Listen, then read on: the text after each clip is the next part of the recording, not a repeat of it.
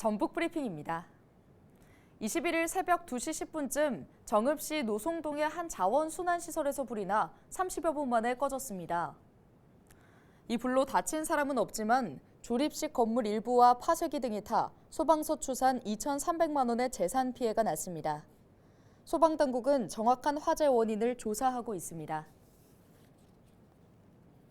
20일 저녁 7시 25분쯤 남원시 조산동의 한 도로에서 70대 운전자가 몰던 1톤 트럭이 길을 건너던 70대 2명을 들이받았습니다.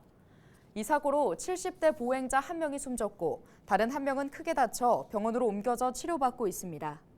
경찰은 운전자가 전방 주시를 제대로 하지 않아 사고가 난 것으로 보고 정확한 사고 경위를 조사하고 있습니다. 동학농민혁명 2차 봉기 유공자를 독립유공자로 인정하는 법안이 국회 상임위원회 소위를 통과한 데 대해 국가보훈부가 과도한 특혜를 주는 포퓰리즘이라는 입장문을 내자 이 법안을 대표 발의한 더불어민주당 윤준병 국회의원이 강하게 비판했습니다.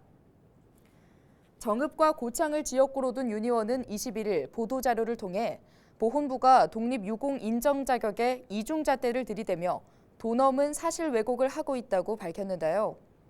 그러면서 보훈부는 1895년 을미의병 참여자까지 유공자로 인정하면서 외연을 넓혀가고 있지만 같은 항일 무장투쟁인 2차 동학농민혁명은 을미의병과 1년밖에 차이가 나지 않는데도 독립유공자로 인정받지 못하는 현실이라며 이같이 비판했습니다. 윤 의원은 동학농민혁명 명예회복법에 2차 동학농민혁명 참여자는 일제 침략으로부터 국권을 수호하기 위해 항일 무장투쟁을 전개한 농민 중심의 혁명 참여자로 규정돼 있다며 독립유공자 예우법에 따라 조국의 자주 독립을 위해 공헌한 유공자로 인정받을 자격이 있다고 주장했습니다. 앞서 국회 문화체육관광위원회 문화예술법안 심사소위는 민주당 의원들만 참석한 가운데 동합법 개정안을 의결했고 그러자 보훈부는 동학농민혁명 2차 봉기 참여자에 대한 독립유공자 포함 여부를 국회 정무위원회에서 논의하고 있고 현재 학계 다수도 동학 2차 봉기를 독립유공자로 인정하지 않고 있다며 보훈 관련 법안을 무시하고 형평성도 간과했다는 입장문을 냈습니다. 보고 계신 사진 속 성상의 인물 누구일까요? 바로 한국 최초의 사제 성 김대건 안드레아 신부입니다. 갓과 도포를 두른 모습이 한국인인 제가 볼 땐 낯설지 않은데요. 하지만 이 성상이 있는 장소, 한국이 아닌 뜻밖의 의미 있는 곳이라고 합니다. 과연 어딜까요? 영상으로 만나보시죠.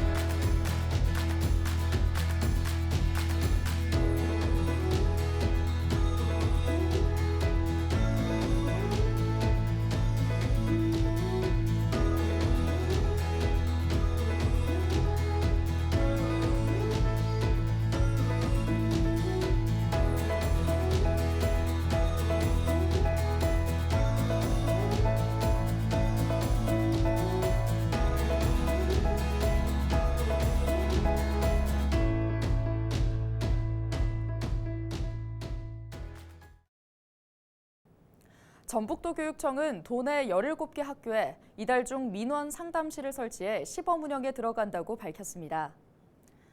민원 상담실은 전북교육청이 마련한 교육활동 보호 종합대책 중 하나로 악성 민원으로부터 교원을 보호할 목적으로 설치됩니다.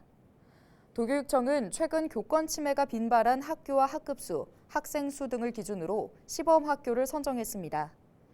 이곳에는 녹음 녹화 장비와 비상벨 등이 설치되며 민원 응대 시 반드시 담당자를 포함해 2명 이상이 참여하도록 했습니다. 오늘 준비한 소식은 여기까지입니다. 지금까지 전북 브리핑이었습니다.